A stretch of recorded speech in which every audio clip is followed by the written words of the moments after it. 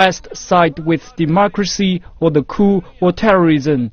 Unfortunately, the West is supporting terrorism and sides with coups.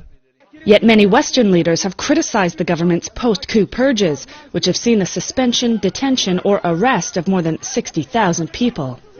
While this might signal the start of a new shift in Turkish foreign policy, Moscow is seizing the moment by lifting crippling economic sanctions against Ankara.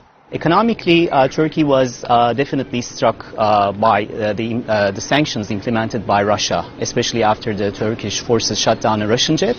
For example, 98% of the Russian tourists has been lost, which was a huge number for the Turkish economy. And also some very important economic projects, such as the Turkish Stream natural gas pipeline or Turkey's first nuclear power plant, they had to be postponed. Natalie Carney for CCTV in Istanbul, Turkey.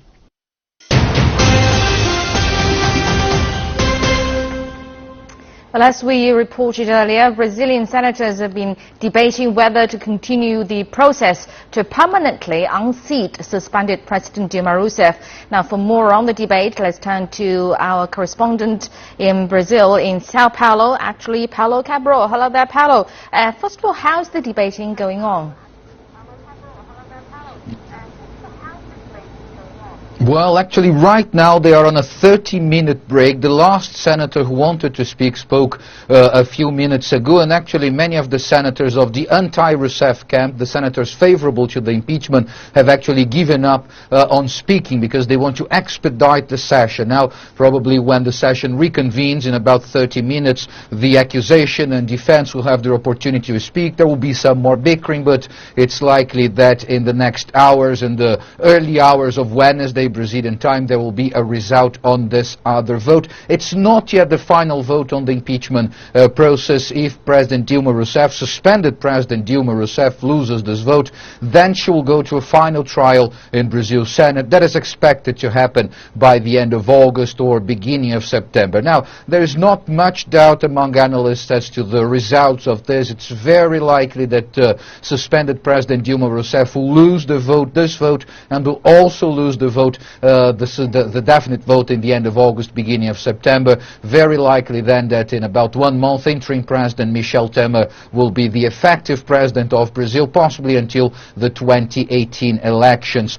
President Dilma Rousseff, suspended President Dilma Rousseff, as a last bid, still trying to convince senators to return her to power, and then she would commit to presenting to Brazilians the possibility of a referendum to anticipate the 2018 elections. What suspended President Dilma Rousseff says is that her then Vice President, now interim President Michel Temer, does not have the necessary legitimacy to lead the country until 2018 because he was not elected. But this thesis this idea did not manage to get much support, not even in the Workers' Party of Dilma Rousseff. So it's a last attempt, a last ditch, but unlikely that it will work. The result seems more or less certain. Probably President Dilma Rousseff will lose the vote, this vote now, and also be permanently unseated in a few weeks' time.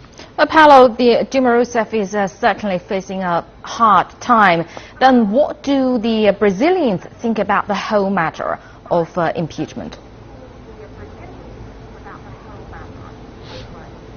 Well, look, Brazil's been extremely polarized, at least since the election or the re-election of President Dilma Rousseff, and we don't see much the positions changing. You have the allies of Dilma Rousseff that stick to saying that this is actually a coup d'etat on a government that was legitimate, that was elected by the people with more than 50 million votes, and then those that are against Dilma Rousseff say that she has to go because she committed crimes, because she was involved in corruption allegations, and also because, according to them, her government was not good at all. She does not have much support even from her traditional allies, you know, the Workers' Party and trade unions. For example, today there were protests in 11 states of Brazil against the government of interim President Michel Temer, and supporting Dilma Rousseff to some extent, but not really praising her government. They are defending democracy, and still not in very large numbers. You know, this protest happened in 11 states, but in each one there were a few hundred up to